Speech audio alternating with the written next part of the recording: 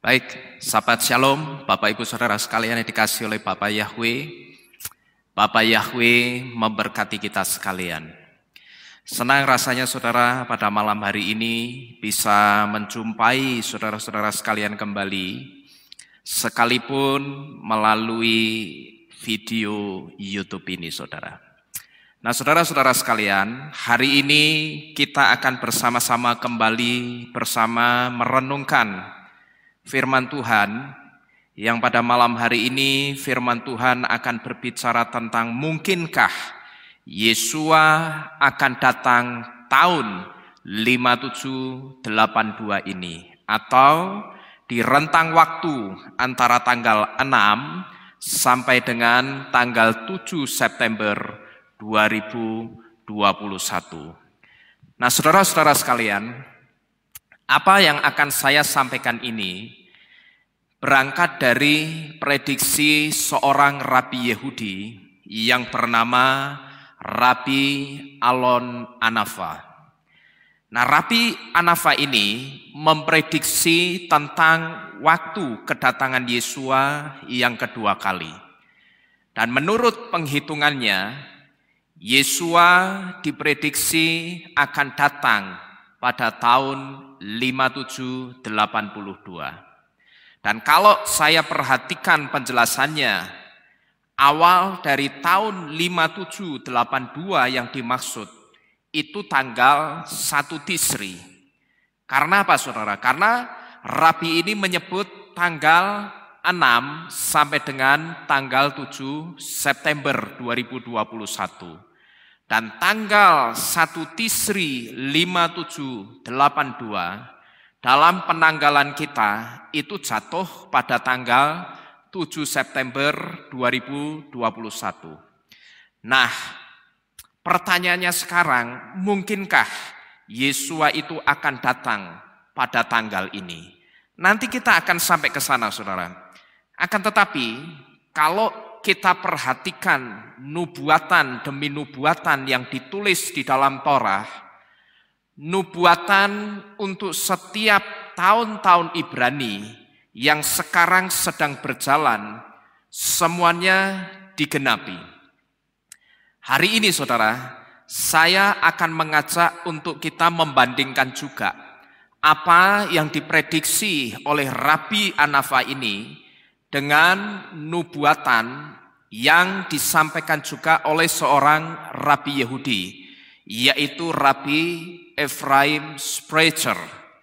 Nah, saya pernah memberitahu bahwa Rabi Ephraim Sprecher ini pernah mengatakan bahwa setiap tahun Ibrani itu memiliki sebuah ayat yang berhubungan di dalam Torah. Baik ayat dari permulaan kitab Beresit atau kitab Kejadian sampai ayat terakhir di dalam Torah, yaitu kitab Devarim atau kitab Ulangan, di mana ayat-ayat ini saling berhubungan baik dengan tahun-tahun pada masa lampau ataupun masa yang akan datang. Nah, Rabi Sprecher ini memberi contoh tentang bagaimana sistem ini bekerja, saudara. Saya akan ajak untuk kita sejenak flashback dulu, atau kita akan melihat beberapa tahun ke belakang yang berkaitan dengan ayat-ayat nubuatan untuk tahun-tahun Ibrani di tahun-tahun yang sudah lewat, saudara, atau tahun-tahun yang lalu. Nah, Rabi Sprecher memberi contoh tentang bagaimana sistem ini bekerja, saudara. Tahun Ibrani 5699 atau pada tahun Gregorian 1939, Perang Dunia Kedua dimulai. Dan tahun Ibrani 5699 mempunyai kesesuaian yang luar biasa dengan ayat Torah dari kitab Devarim atau kitab Ulangan pasal ke-29 ayat yang ke-23, yang dikatakan ada kebakaran di seluruh negeri, yang di dalam bahasa Ibraninya kata negeri ini ditulis dengan kata arets, yang sebetulnya lebih tepat diterjemahkan dengan kata bumi. Ada kebakaran di seluruh negeri dengan belerang dan garam.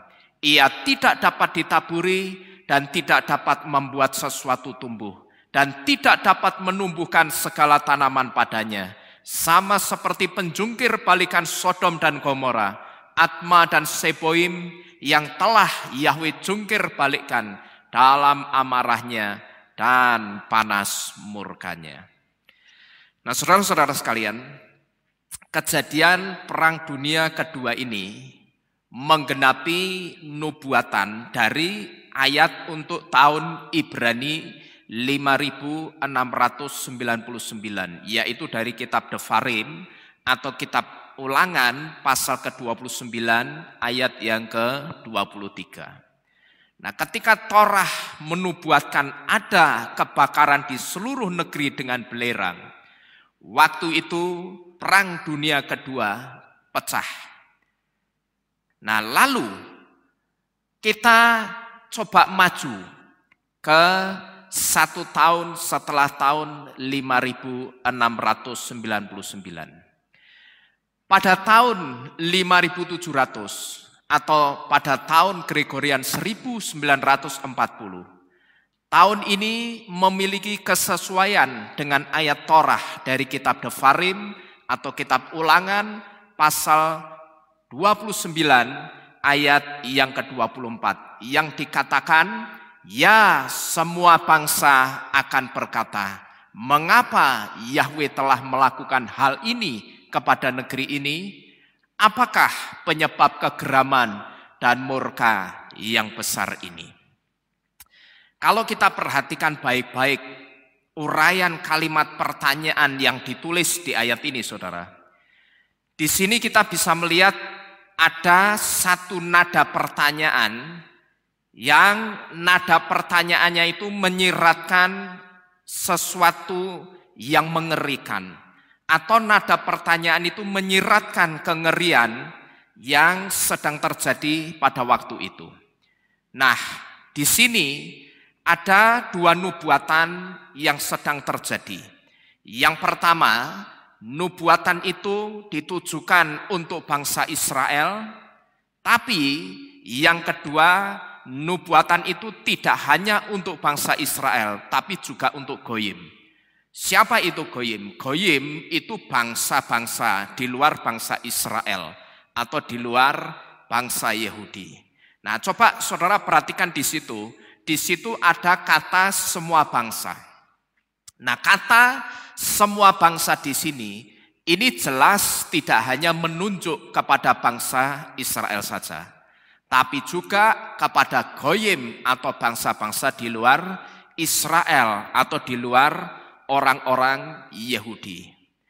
Nah, kalau tadi saya katakan bahwa nubuatan ini tidak hanya untuk bangsa Israel, tapi juga untuk Goyim, maka di sini kita bisa melihat bahwa nubuatan yang mengarahnya kepada bangsa Israel, dari bangsa Israel, kengerian yang mereka alami waktu itu adalah ketika terjadi Shoah atau bencana. Bencana apa, saudara? Yang dimaksud Shoah atau bencana di sini adalah peristiwa Holocaust, yaitu peristiwa pembantaian orang-orang Yahudi besar-besaran. Dan untuk Goyim, kalimat pertanyaan yang menyiratkan kengerian ini mengacu kepada Second World War atau Perang Dunia yang Kedua. Shoah itu artinya bencana. Dan bencana yang dimaksud di sini adalah genosida. Genosida itu pembantaian orang-orang Yahudi secara sistematis. Di mana waktu itu pembantaian orang-orang Yahudi ini didukung oleh kelompok Nazi Jerman yang pada waktu itu di bawah pimpinan Adolf Hitler. Nah, waktu itu, saudara, orang-orang Yahudi yang dibantai itu jumlahnya sekitar 6 juta orang. 6 juta orang ini terdiri dari 3 juta laki-laki, lalu sekitar 2 juta perempuan, dan sekitar 1 juta anak-anak. 6 juta orang ini dibantai secara sistematis, saudara. Nah, rupanya ayat nubuatan untuk tahun ini saudara, atau tahun 5700 ini juga mengarah atau ditujukan untuk orang-orang Yahudi atau bangsa Israel pada saat itu saudara. Di mana pada saat itu terjadi pembantaian besar-besaran orang-orang Yahudi.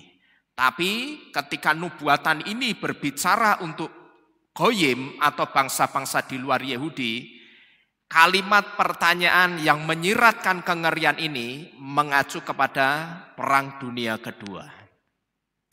Nah, ini nubuatan untuk tahun 5700 atau tahun Gregorian 1940. Lalu kita akan melihat lagi nubuatan di tahun berikutnya. Tapi kita akan loncat saudara, karena kalau saya ambil semuanya, saya sebutkan semuanya, waktunya tidak mencukupi. Ini akan menjadi sangat panjang lebar saudara. Saya akan loncat dari tahun 40 ke tahun 1948. Nah, pada tahun 1948, tahun 1948 ini adalah tahun ketika bangsa Israel merdeka dan kembali berdiri menjadi sebuah negara. Tahun 1948 itu jatuh pada tahun Ibrani 5708. Dan tahun Ibrani 5708 ini mempunyai kesesuaian yang luar biasa dengan ayat Torah dari kitab Devarim atau kitab Ulangan pasal 30 ayat yang ketiga, yang dikatakan maka Yahweh Elohimu akan memulihkan keadaanmu. Dia akan berbelas kasihan kepadamu dan akan mengumpulkan engkau kembali dari segala bangsa ke tempat yang Yahweh Elohimu telah menyerahkan engkau. Nah, saudara perhatikan di situ ada kata memulihkan keadaanmu. Nah, yang dimaksud dengan memulihkan keadaanmu di sini pada tahun Ibrani 5708, Bapak Yahweh itu memulihkan keadaan Israel dengan memberikan kemerdekaan untuk bangsa Israel. Untuk tahun 5708 ayat nubuatannya kembali digenapi saudara. Kemudian kita akan loncat lagi ke tahun berikutnya, yaitu tahun 1950. Pada tahun 1950, Israel dibanjiri dengan imigrasi besar-besaran. Lebih dari 150.000 orang Yahudi melakukan aliyah atau pulang ke Israel dalam kurun waktu 24 bulan. Ini adalah periode paling intensif kembalinya orang-orang Yahudi ke tanah air mereka. Tahun 1950 jatuh pada tahun Ibrani 5710. Dan tahun Ibrani 5710 ini sesuai dengan ayat Torah dari kitab Devarim atau kitab Ulangan pasal ketiga ayat yang kelima, yang dikatakan dan Yahweh Elohimu akan membawa engkau masuk ke negeri yang telah leluhurmu miliki dan engkau warisi. Dan dia akan berbuat baik kepadamu dan akan membuat engkau bertambah banyak melebihi leluhurmu. Kembali saudara, untuk tahun Ibrani 5710 ayat nubuatannya juga digenapi dengan aliyah, saudara-saudara sekalian. Nah, setelah kita ke tahun 5710, kita akan langsung menuju ke tahun 1968.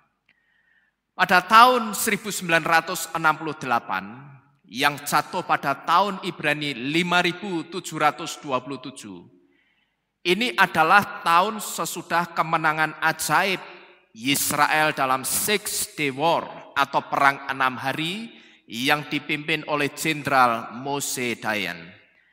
Tahun 5727 ini sesuai dengan ayat Torah dari kitab Devarim atau kitab Ulangan pasal ke-31 ayat yang ketiga. Di mana ayat ini menggambarkan campur tangan Bapa Yahweh terhadap bangsa Israel dalam perang 6 hari. Ayat ini dikatakan Yahweh Elohimu, dia yang akan menyeberang di depanmu. Dia akan membuat hancur bangsa-bangsa itu dari hadapanmu dan engkau akan memiliki mereka. Yehosua, dialah yang akan menyeberang di depanmu sebagaimana yang telah Yahweh katakan. Untuk tahun ini saudara, digenapi dengan kemenangan bangsa Israel dalam perang 6 hari. Dan di dalam ayat nubuatannya, di situ jelas terlihat campur tangannya Bapa Yahweh atas kemenangan ini. Kalau saudara perhatikan di situ kitab Ulangan pasal ke-31 ayat yang ketiga dikatakan Yahweh Elohimu, dia yang akan menyeberang di depanmu. Dia akan membuat hancur bangsa-bangsa itu dari hadapanmu dan engkau akan memiliki mereka.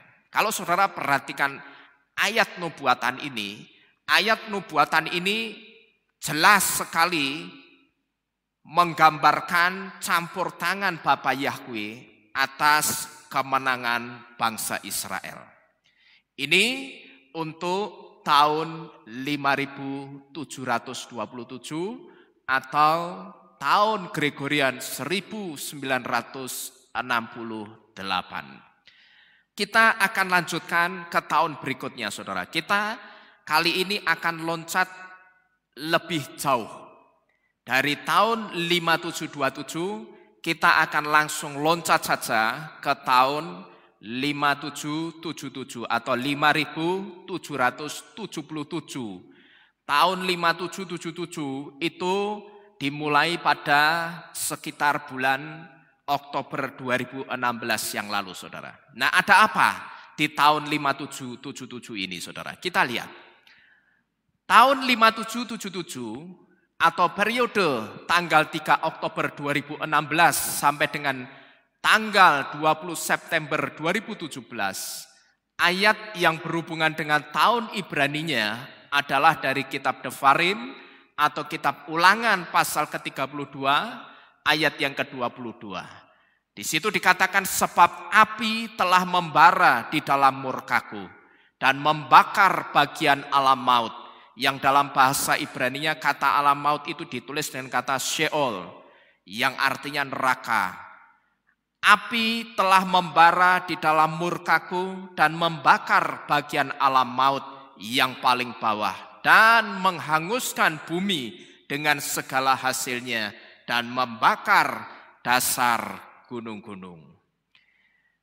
Kalau saudara perhatikan atau saudara sering menyaksikan berita luar negeri saudara akan tahu bahwa pada bulan April tahun 2017 yang lalu, militer Amerika Serikat menjatuhkan bom non-nuklir terbesarnya kepada pasukan negara Islam atau ISIS yang bercokol di terowongan-terowongan yang mereka gali di dalam pegunungan di Afghanistan. Nah, bom Massive Ordnance Air Blast atau yang disingkat dengan MOAB ini dijuluki sebagai induk segala bom. Nah, bom Massive Ordnance Air Blast ini berhasil membakar dasar gunung-gunung dan membunuh semua personel ISIS yang ada di dalamnya pada waktu itu.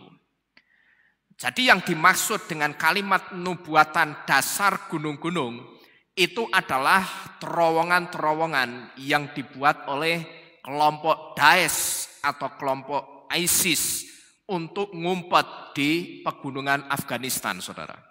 Saudara bisa memahami maksudnya ya sampai di sini ya. Waktu itu bom yang dijatuhkan oleh militer Amerika Serikat itu berhasil membakar dasar gunung-gunung tempat di mana personil-personil ISIS itu bersembunyi. Inilah yang dimaksud dengan kalimat nubuatan membakar dasar gunung-gunung. Dan dasar gunung-gunung di sini yang dimaksud adalah terowongan yang dibuat oleh kelompok Daesh atau ISIS untuk mereka bersembunyi.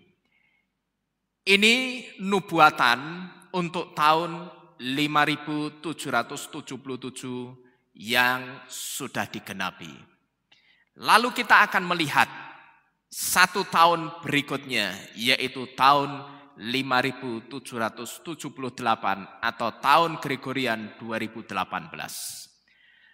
Tahun Ibrani 5778 atau periode tanggal 21 September 2017 sampai dengan 9 September 2018. Tahun Ibrani 5778 ini sesuai dengan ayat Torah dari kitab Devarim atau Ulangan pasal ke-32 ayat yang ke-23 yang dikatakan, aku akan menimbun malapetaka ke atas mereka, aku akan menghabiskan seluruh anak panahku kepada mereka. Nah, saudara-saudara sekalian, kalau saudara memperhatikan perikop nyanyian Mose ini, di sini kita bisa melihat kegeraman Bapa Yahweh. Nubuatan ini yang pertama berlaku untuk bangsa Israel.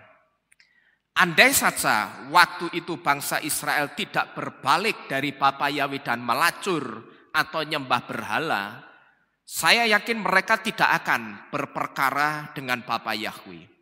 Dan kita bisa melihat, saudara, bagaimana bangsa yang sampai saat ini belum bisa menerima Yesua sebagai Mesias atau sebagai Tuhan dan Juru Selamat sepenuhnya, karena orang-orang Israel yang menerima Yesua sebagai Tuhan dan Juru Selamat atau menerima Yesua sebagai Mesias itu hanya baru sebagian kecil, hanya sekian persen saja, saudara. Ya, belum banyak. Dan kita bisa melihat, saudara, bagaimana bangsa yang belum bisa menerima Yesus sebagai Mesias sepenuhnya ini, kita bisa melihat sampai hari ini permasalahan yang mereka hadapi dengan negara-negara lain itu tidak pernah selesai, tidak kunjung usai. Dan masalah yang bertubi-tubi dan tidak selesai-selesai ini adalah simbol dari malapetaka dan anak panah Elohim yang saat ini sedang dihabiskan untuk mereka.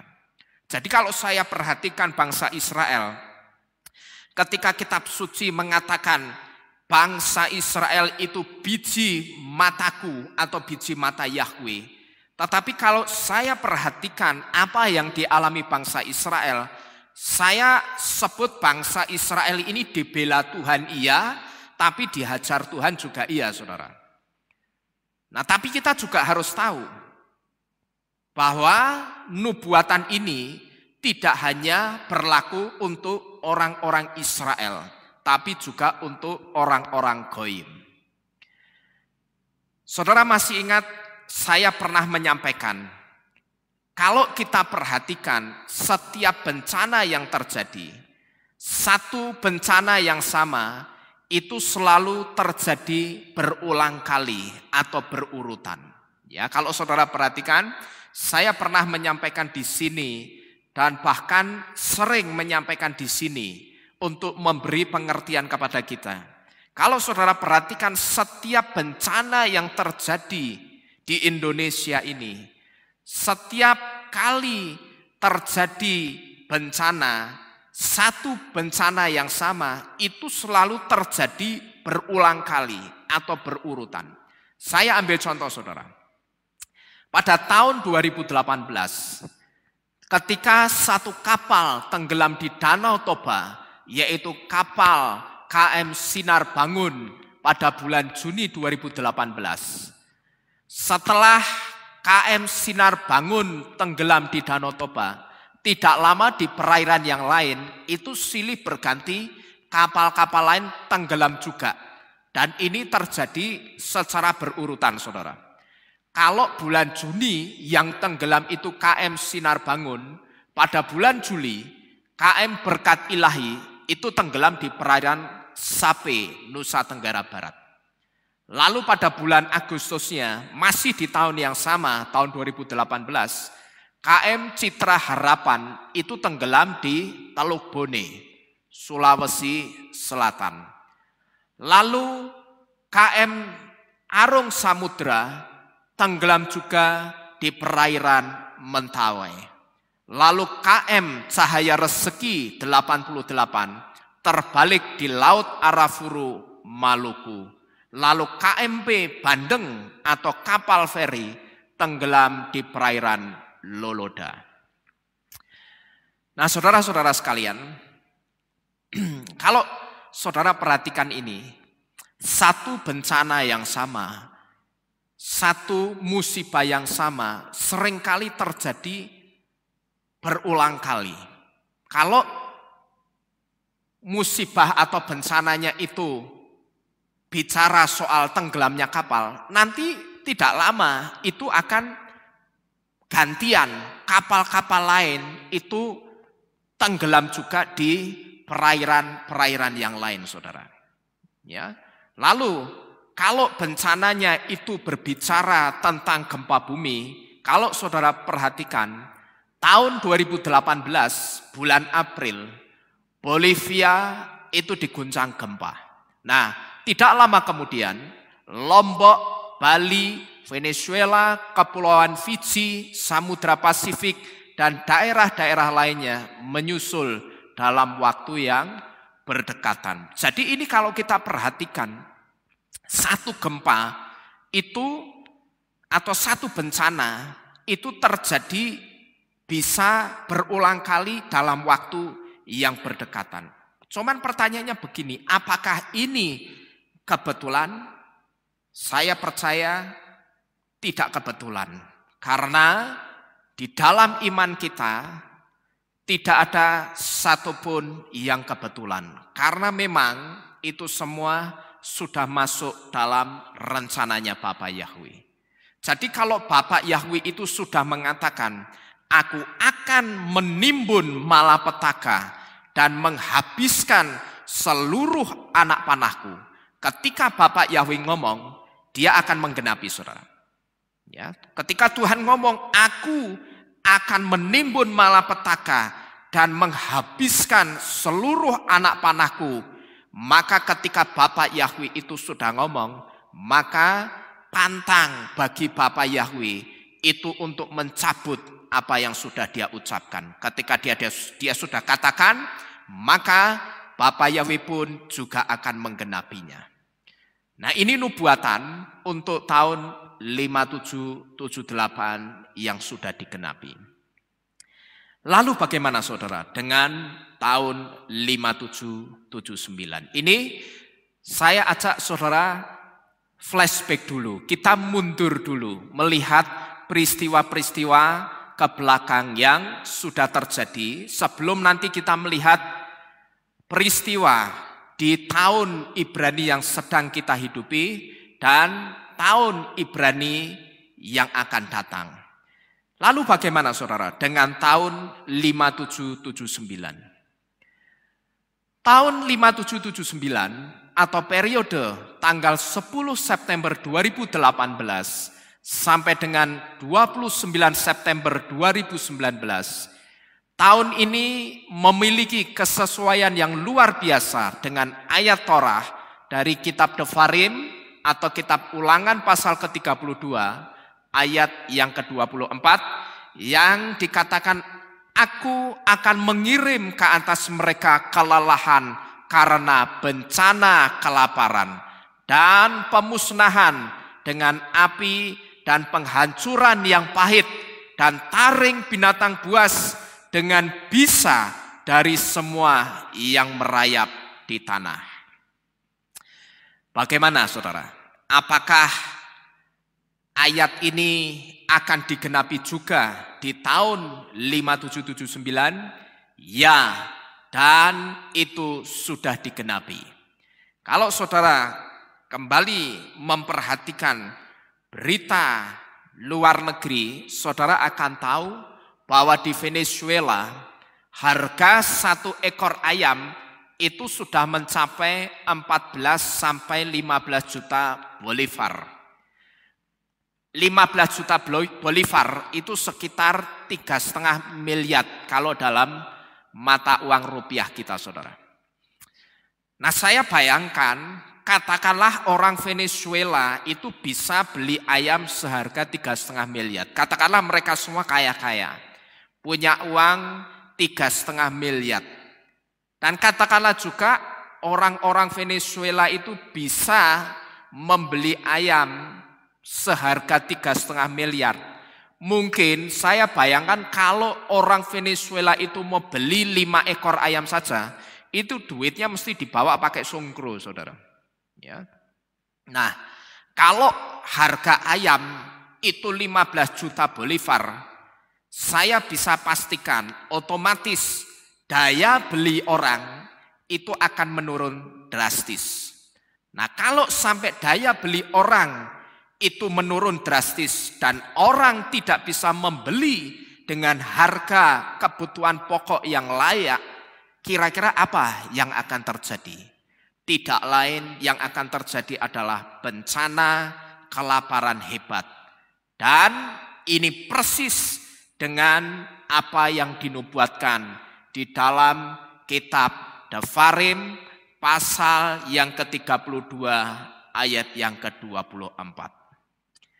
Dan tidak kebetulan juga, saudara, kalau ayat ini juga berbicara tentang bisa binatang yang merayap. Karena tahun Ayin Tet, huruf Tet satu diantaranya memiliki arti serpent atau ular. Nah, penggenapan ini saya percaya bukanlah satu hal yang kebetulan. Karena sekali lagi di dalam iman percaya kita tidak ada satupun yang kebetulan. Karena semua yang ada di dalam iman percaya kita, orang-orang yang percaya kepada Bapa Yahweh, semua yang terjadi itu adalah kebenaran. Amin. Ya, jadi saya percaya semua yang terjadi di muka bumi ini atas seizin Bapa Yahweh, dan Tuhan tahu apa yang sedang terjadi di muka bumi ini, saudara. Jadi tidak ada kata kebetulan. Kebetulan itu hanya untuk orang-orang yang tidak mengerti cara kerjanya Tuhan. Itu pikirannya orang-orang yang tidak atau tidak pernah tahu apa itu nubuatan. Tapi kalau orang ngerti apa itu nubuatan, orang tidak akan mengatakan ini suatu hal yang kebetulan. Oh, itu kebetulan saja. Tidak akan, saudara. Tapi kalau orang itu ngerti isi kitab suci dan apa yang ada di dalam Torah yang sudah dinubuatkan Bapa Yahweh melalui Torah maupun tanah, maka sekali lagi tidak ada satupun hal yang kebetulan. Karena semua yang ada di dalam Torah maupun tanah, semuanya adalah kebenaran Bapa Yahweh. Jadi ketika dikatakan semua yang ada di dalam Torah, di dalam firman itu kebenaran, tidak ada yang namanya kebetulan. Nah, ini adalah penggenapan untuk tahun 5779.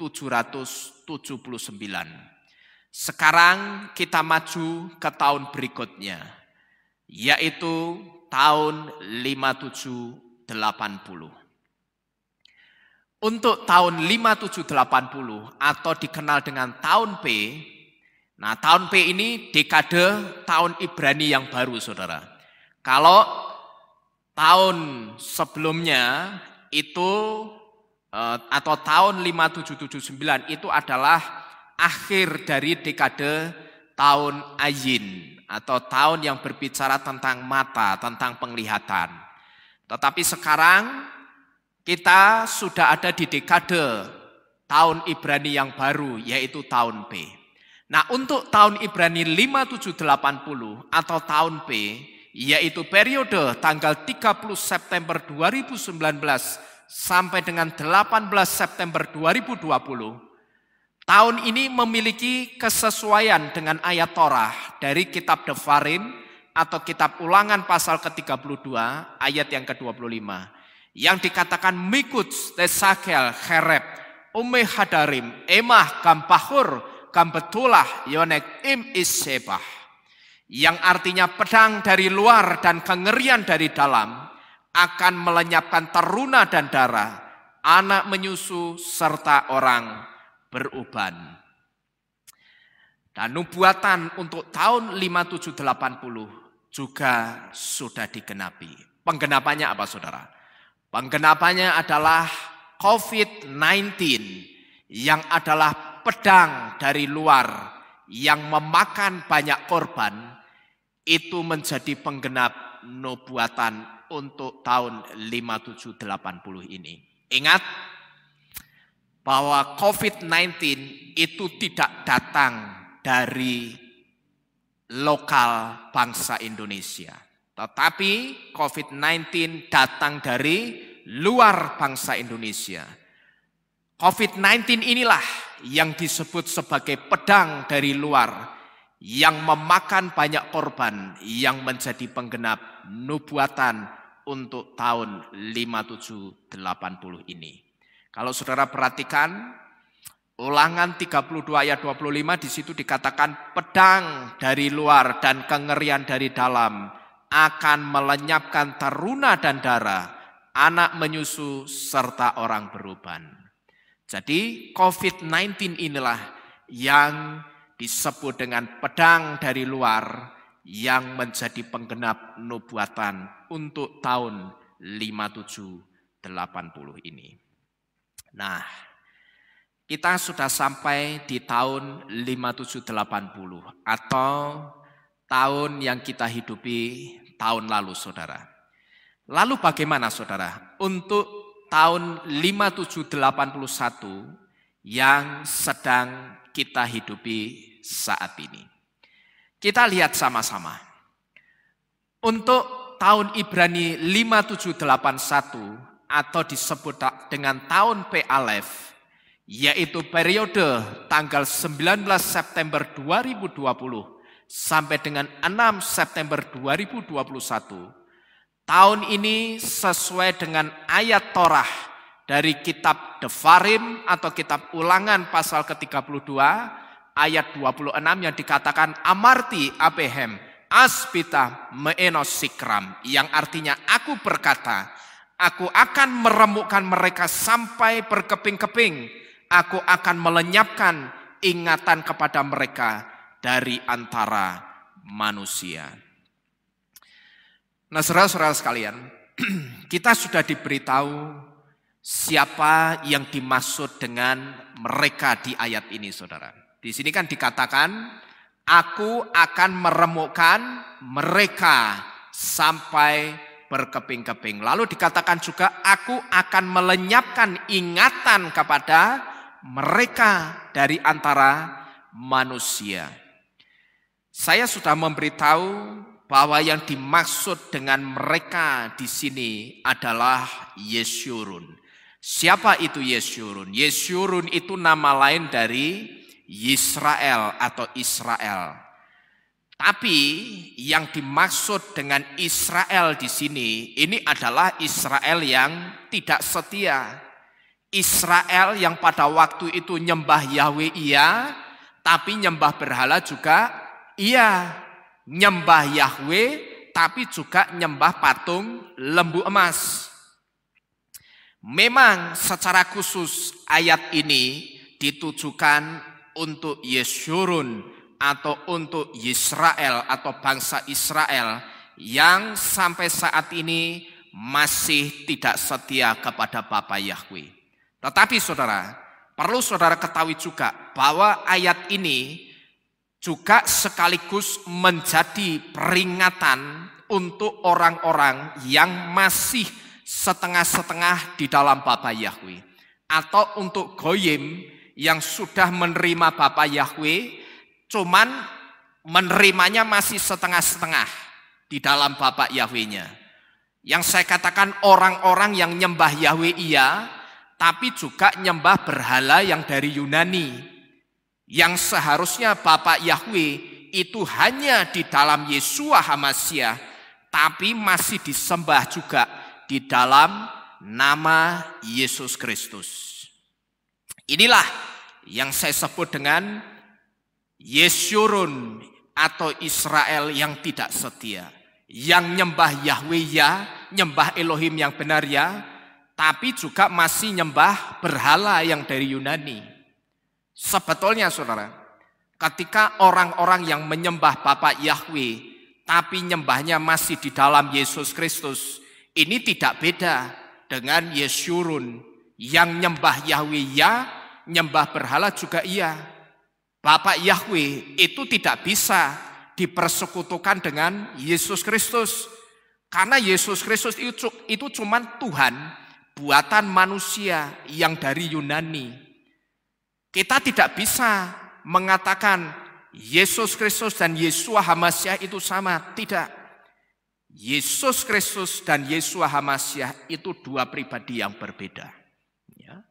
Yesus Kristus itu hanya Tuhan tandingan buatan manusia yang dari Yunani, saudara. Tapi Bapa Yahweh itu hanya benar ketika disembah di dalam Yeshua HaMasyiah. Nah, ini yang pertama yang kita harus ngerti dulu untuk nubuatan tahun 5781 yang saat ini sedang kita hidupi bersama-sama tahunnya, saudara. Nah, saya akan mengajak untuk kita melihat lebih dalam lagi ada apa di tahun 5781 ini, saudara. Tahun 5781 atau tahun Pe Alef oleh orang-orang Yahudi, tahun ini diimani sebagai Pelaot dan Arenu. Di mana Pelaot itu dari kata Pele yang artinya wonders atau keajaiban-keajaiban. Dan Arenu artinya adalah I shall show you atau aku akan menunjukkan. Nah, kalau saudara perhatikan di sini saya tulis Pelaot dan Arenu, bukan Pelaot Arenu. Saya tambahkan kata dan di sini. Nah, saya harus mengatakan ini karena ada penerangan yang mirip-mirip seperti yang saya terangkan sekarang ini, yang menulis kata Pelaot dan Arenu hanya dengan Pelaot Arenu tanpa kata dan. Yang kemudian kata Pelaot Arenu tanpa kata dan ini diartikan aku akan memperlihatkan kepadanya keajaiban-keajaiban. Tetapi ini tidak tepat, saudara. Karena kalau mau mengartikan aku akan memperlihatkan kepadanya keajaiban-keajaiban, seharusnya nyebutnya dalam bahasa Ibrani itu bukan Pelaot Arenu, tapi Arenu Pelaot, dibalik. Kalau Pelaot Arenu tidak ada artinya, tapi kalau Arenu Pelaot artinya baru benar. Aku akan menunjukkan atau akan memperlihatkan keajaiban-keajaiban. Nah, ini baru benar. Nah, saya harus meluruskan ini, saudara, karena kalau ditulis dengan kata Pelaot Arenu tanpa kata dan, itu seolah-olah ada satu kalimat dengan dua kata yang artinya aku akan memperlihatkan atau menunjukkan kepadanya keajaiban-keajaiban. Padahal kata atau kalimat aku akan memperlihatkan atau menunjukkan keajaiban-keajaiban, bahasa Ibrania yang benar itu Arenu Pelaot, bukan Pelaot Arenu. Tapi perkara Arenu Pelaot kemudian dibalik jadi Pelaot Arenu yang kemudian menjadi akronim dari tahun Pe Alef, boleh-boleh saja, tidak jadi masalah. Karena yang namanya nubuatan itu bisa berbentuk apa saja. Satu di antaranya, nubuatan itu bisa berbentuk kata, tapi juga bisa berbentuk kalimat, bisa berbentuk singkatan juga. Apapun itu kata atau kalimatnya. Dan kitab Mika pasal ke-7 ayat yang ke-15 dalam bahasa Ibrani juga menulis dengan kata arenu pelaot untuk kata aku akan menunjukkan keajaiban-keajaiban. Nah, kita perhatikan di sini saudara. Ketika arti dari kata pelaot dan kata arenu yang adalah akronim dari tahun Ibrani 5781 atau tahun P Alef digabung, maka pelaot dan arenu, ketika arti dari kata pelaot dan kata arenu itu artinya digabung, maka pelaot dan arenu artinya adalah aku Yahweh akan menunjukkan keajaiban-keajaiban. Nah, sampai di sini saudara, mungkin ada di antara kita yang bertanya, loh Pak, bukannya tahun-tahun akhir mendekati kedatangan Yesua ini, nubuatannya tidak ada pertanda yang baik. Mungkin ada di antara kita yang berpikir demikian saudara, karena saudara mungkin memperhatikan apa yang saya terangkan. Saya seringkali mengatakan begini, bahwa nubuatan untuk tahun-tahun dunia ini melalui kitab Devarim atau kitab Ulangan, di situ kita bisa tahu bahwa tidak ada pertanda yang baik untuk tahun-tahun yang akan datang bagi dunia ini. Nah, mungkin ada yang bertanya, lah kok ini ayat nubuatannya bicara soal keajaiban, kok kontras dengan tidak ada pertanda yang baik untuk tahun-tahun mendekati kedatangan Yesua? Kalau ada di antara kita yang berpikir demikian, saya katakan itu memang benar, ya. Dan apa yang saudara pikirkan dan pernah saya terangkan di tempat ini juga dikonfirmasi oleh dua huruf Ibrani dari tahun 5781, yaitu huruf P dan huruf Alef. Nah, ketika P Alef dibalik kemudian menjadi Alef P dan dibaca Af, atau Alef P itu kemudian dibaca Af, maka Af ini memiliki arti anger atau murka atau kemarahan. Nah, saudara-saudara sekalian, kalau saudara sempat berpikir katanya nubuatan untuk tahun-tahun mendekati kedatangan Yesua itu tidak ada pertanda yang baik, tapi kenapa kok ini nubuatannya justru akan ditunjukkan keajaiban-keajaiban? Kalau ada di antara kita yang berpikir demikian karena saudara menyimak apa yang pernah saya sampaikan, apa yang saudara pikirkan tidak salah, itu memang benar. Dan apa yang saudara pikirkan itu juga dikonfirmasi oleh dua huruf Ibrani dari tahun 5781. Tahun 5781 itu kan disebut dengan tahun P Alef. Nah, ketika P Alef dibalik kemudian menjadi Alef P yang kemudian dibaca Af, maka Af itu memiliki arti anger atau murka atau kemarahan. Dan kalau kita perhatikan di sini saudara, ketika P Alef itu dibalik jadi Alef P, maka ini sangat sesuai dengan ayat nubuatan untuk tahun P Alef saat ini yang datang dari kitab Devarim atau Ulangan 32 ayat 26 yang dikatakan, aku berkata, aku akan meremukkan mereka sampai berkeping-keping, aku akan melenyapkan ingatan kepada mereka dari antara manusia. Kalau kita perhatikan ayat nubuatan untuk tahun 5781 ini, bukankah ini menunjukkan murka dan kemarahannya Elohim? Betul saudara ya? Jadi kalau saudara perhatikan kalimat ayat nubuatannya, bukankah ini menunjukkan murka dan kemarahannya Bapa Yahweh? Sekarang yang jadi pertanyaannya, apa kaitannya antara keajaiban dan murka Bapa Yahweh? Kalau kita perhatikan, nubuatan di balik tahun P Alef itu begitu luar biasa. Ketika susunan hurufnya membentuk P Alef, ini akan berbicara soal keajaiban-keajaiban yang akan ditunjukkan oleh Bapak Yahweh Elohim. Tapi ketika susunan hurufnya itu dibalik dari P Alef jadi Alef P, yang kemudian Alef P itu dibaca dengan Af, maka Af itu akan berbicara soal murka Elohim. Nah, yang jadi pertanyaannya sekarang, lalu apa hubungannya antara keajaiban dan murka Yahweh?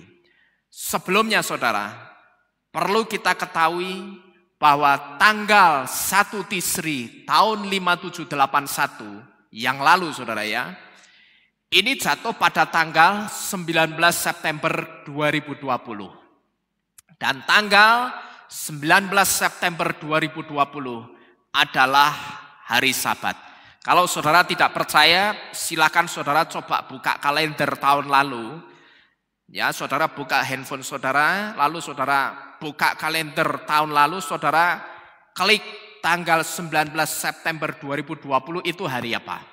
Nanti kita akan tahu tanggal 19 September 2020 itu adalah hari Sabtu.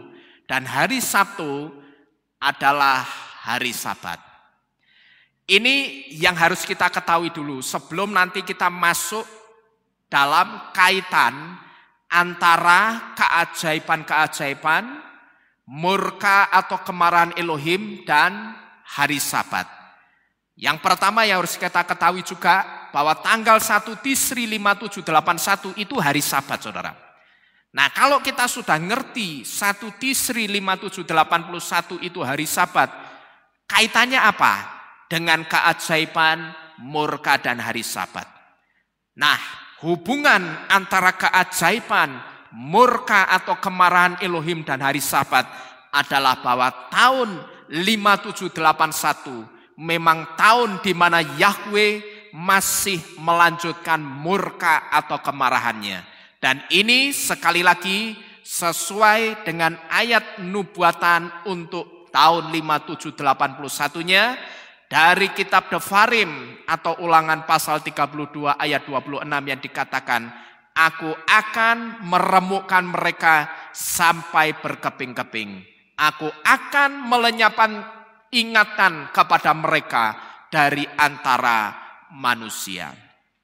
Jadi tahun 5781 memang tahun di mana Yahweh masih melanjutkan murka atau kemarahannya.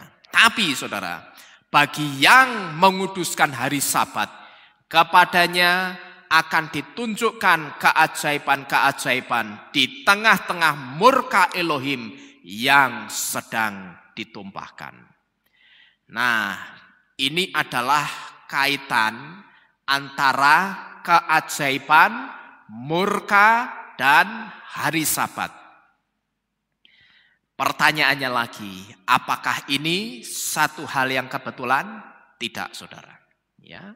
Jadi ketika tahun P Alef, nubuatan dari huruf P Alef itu berbicara tentang keajaiban-keajaiban, tapi ketika P Alef dibalik jadi Alef P, yang kemudian Alef P itu dibaca dengan Af, Af itu artinya murka atau kemarahan.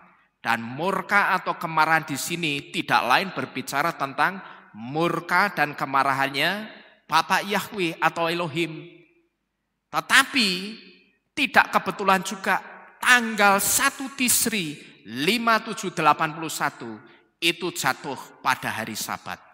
Nah, maka itu artinya tahun 5781 memang ini akan menjadi tahun di mana Yahweh itu akan masih melanjutkan, mencurahkan atau menumpahkan murka dan kemarahannya. Dan ini sesuai dengan ayat nubuatannya. Tapi yang menguduskan hari Sabat, Kepadanya akan ditunjukkan keajaiban-keajaiban di tengah-tengah murka Elohim yang sedang ditumpahkan saat ini. Soal apalagi murka Bapa Yahweh yang akan ditumpahkan, saya tidak tahu saudara. Tapi asal saudara tahu, kalau saudara perhatikan bencana-bencana yang sekarang sedang terjadi di tahun 5781 yang sedang kita hidupi saat ini bukti firman Elohim tidak pernah meleset. Saya katakan musim boleh berganti musim dan cuaca boleh menjadi ekstrim karena pergantian musim. Tapi kalau Bapa Yahweh tidak izinkan bencana terjadi, bisa terjadi saudara? Tidak akan bisa. Ya. Jadi soal apalagi murka Elohim untuk tahun ini, saya tidak tahu. Dan saya malam ini berbicara itu bukan untuk menakut-nakuti, tapi supaya kita berjaga-jaga. Kita semakin dekat-dekat dengan Bapak Yahweh. Ya. Orang boleh mengatakan, tidak usah dikait-kaitkanlah. Ya. Semua bencana yang terjadi sekarang ini hanya kebetulan. Karena memang ini kan sekarang musimnya sedang berganti. Nah kalau musim berganti itu biasanya cuacanya pun akan berubah menjadi ekstrim. It's okay, orang mengatakan demikian. Boleh-boleh saja orang mengatakan musim berganti musim.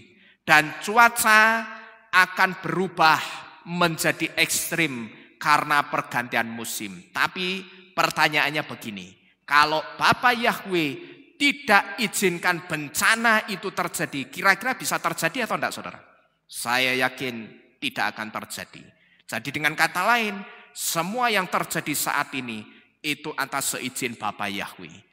Tuhan punya rencana apa? Saya tidak tahu. Tapi yang pasti ayat nubuatan untuk tahun 5781 ini sekarang sedang digenapi.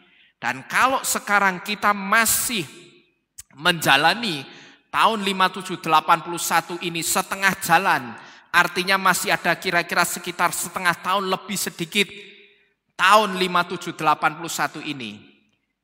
Kita harus hati-hati, kita harus berjaga-jaga benar. Kita harus waspada saudara, karena apa?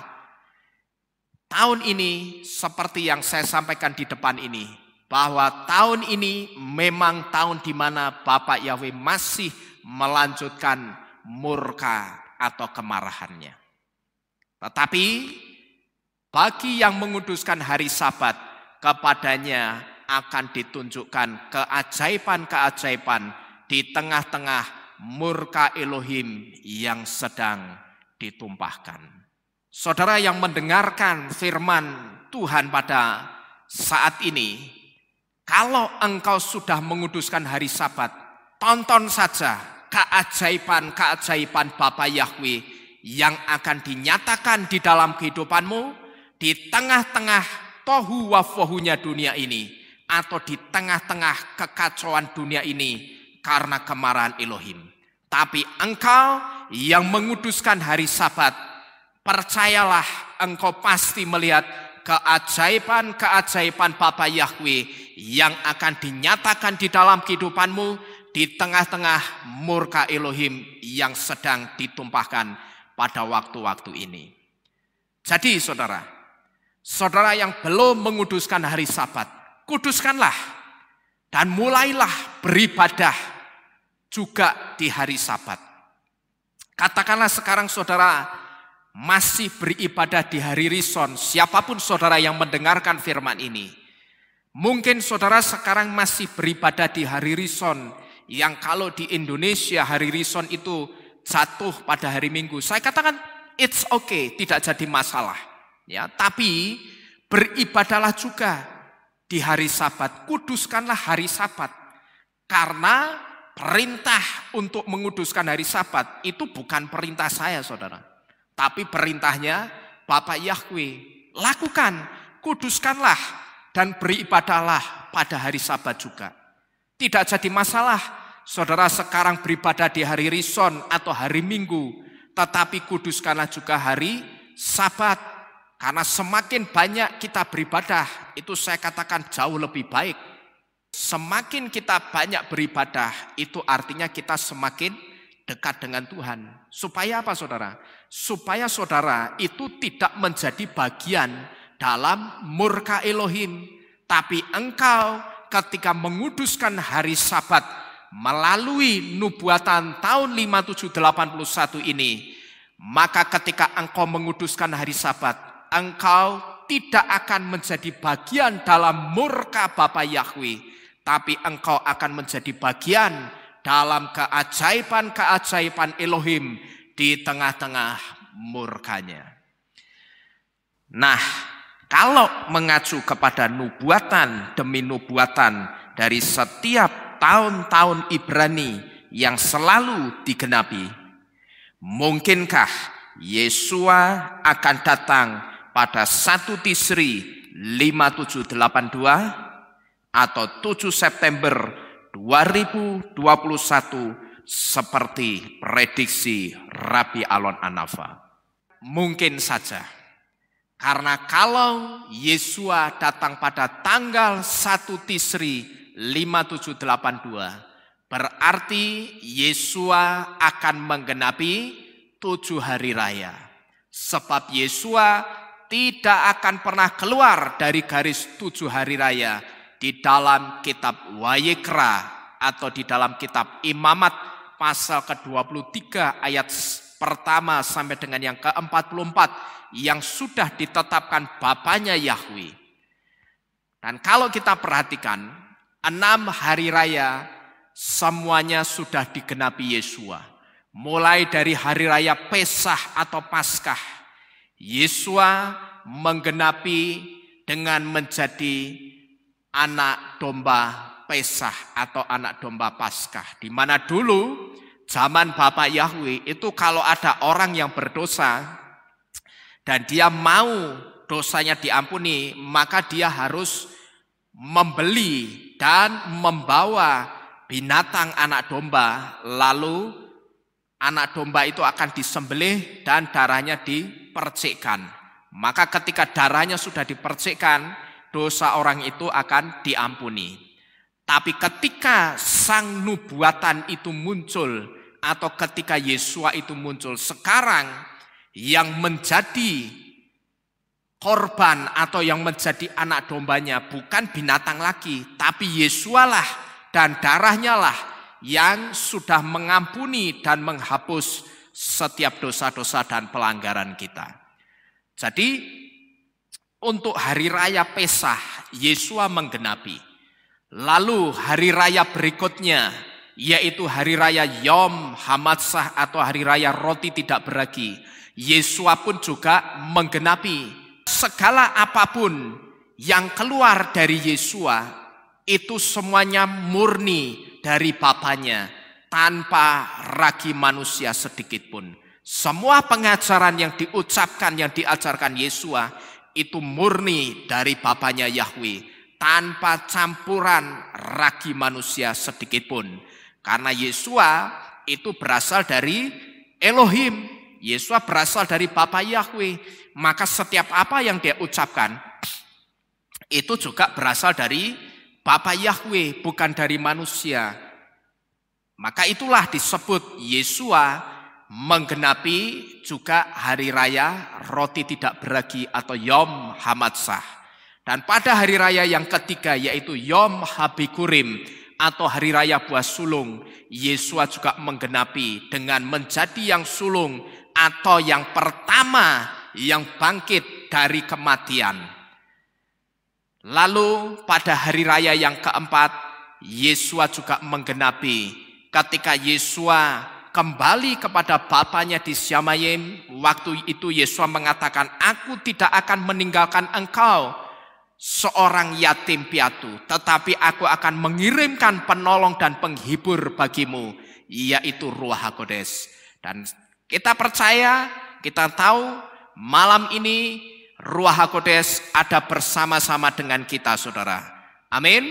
Haleluya. Kemudian hari raya yang keenam, yaitu hari raya Yom Kippur, Yesua pun juga menggenapi.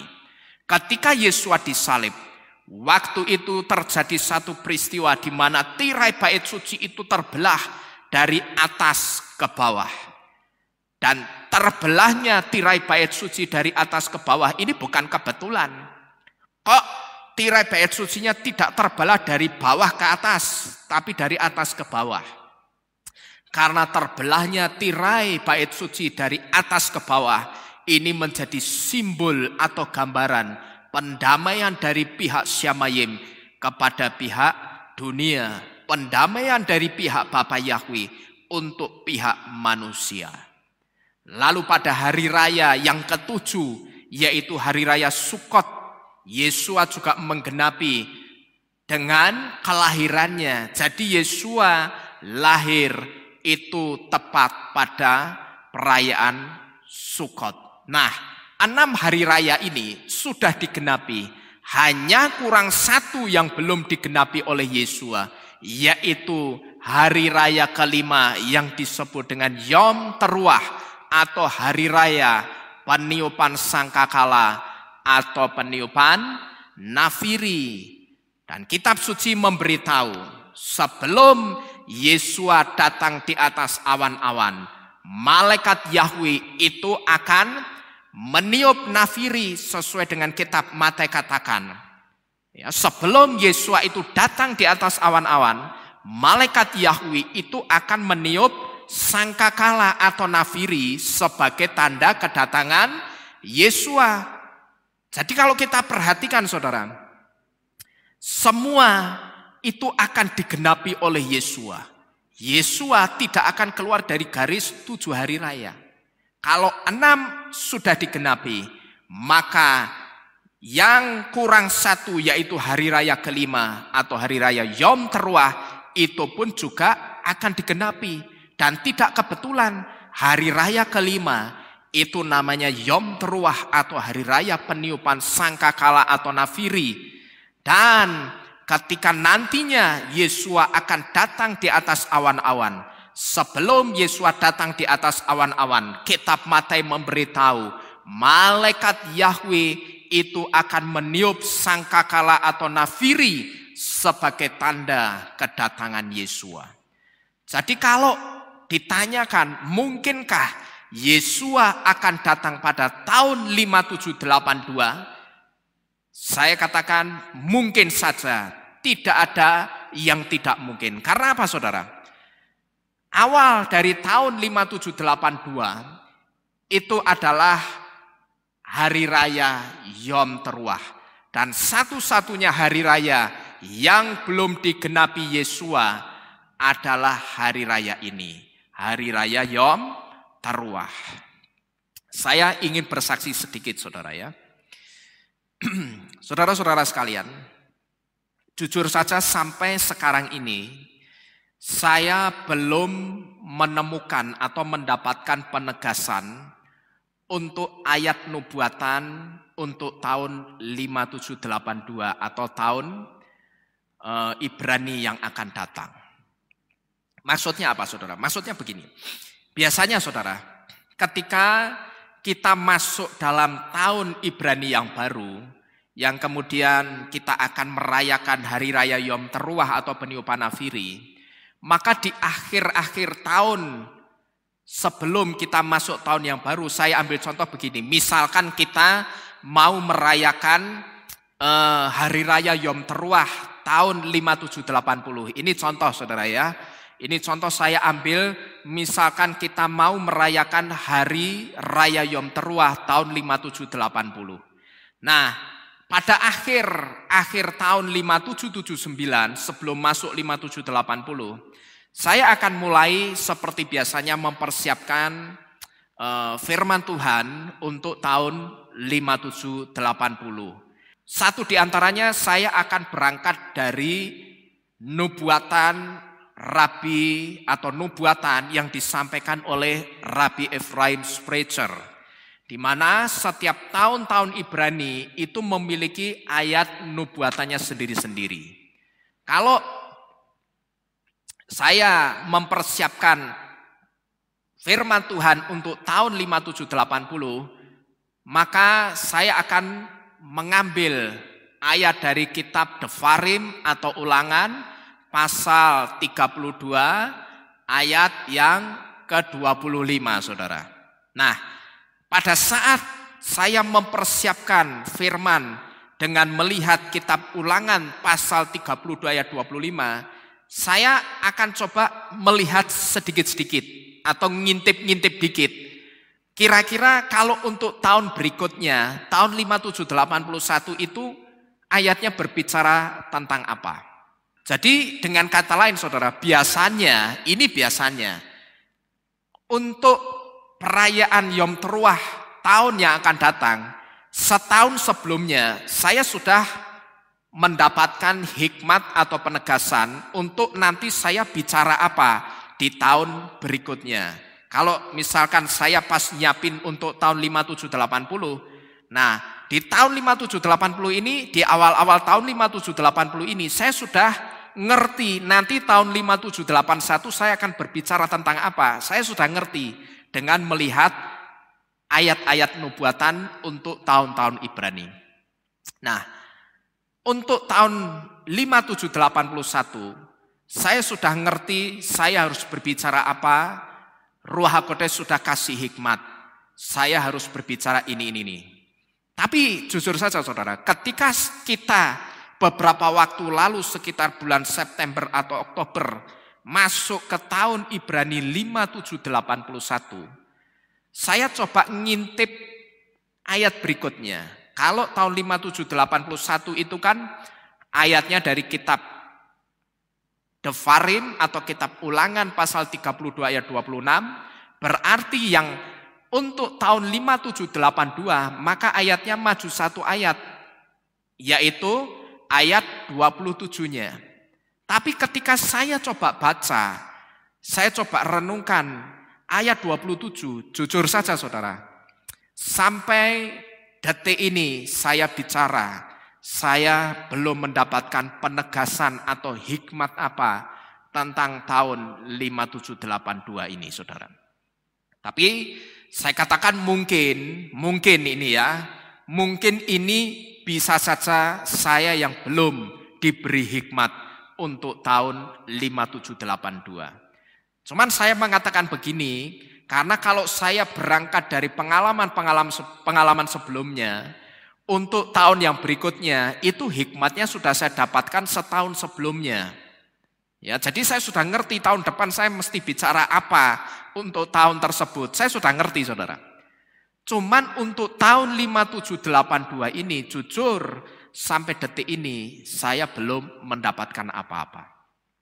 Tetapi sekali lagi saya katakan mungkin ini bisa saja karena saya yang belum diberi hikmat untuk tahun 5782. Tapi saudara perhatikan baik-baik. Ini juga tidak menutup kemungkinan juga bahwa akan ada sesuatu di luar dugaan kita yang akan terjadi di tahun 5782. Yang saya katakan tahun 5782 untuk kita masuk ke dalamnya itu hanya tinggal beberapa bulan saja kita akan masuk ke tahun 5782. Jadi sekali lagi tidak menutup kemungkinan juga bahwa akan ada sesuatu di luar dugaan kita yang akan terjadi pada tahun 5782.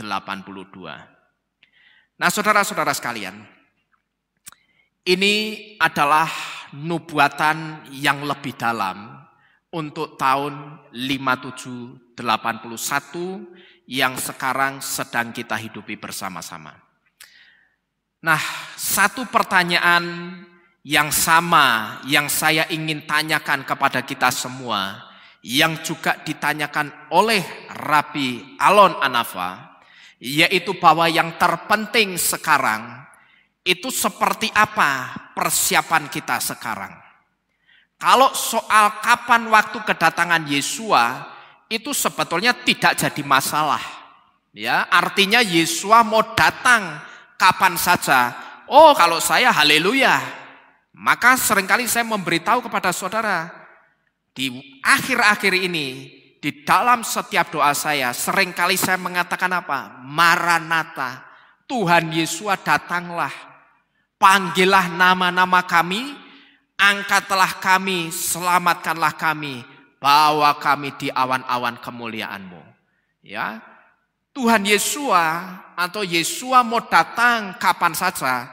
Kalau saya haleluya, Maranatha, semakin cepat Tuhan Yesus datang, itu semakin baik. Kalau saudara perhatikan waktu-waktu ini, dunia semakin hari semakin kacau.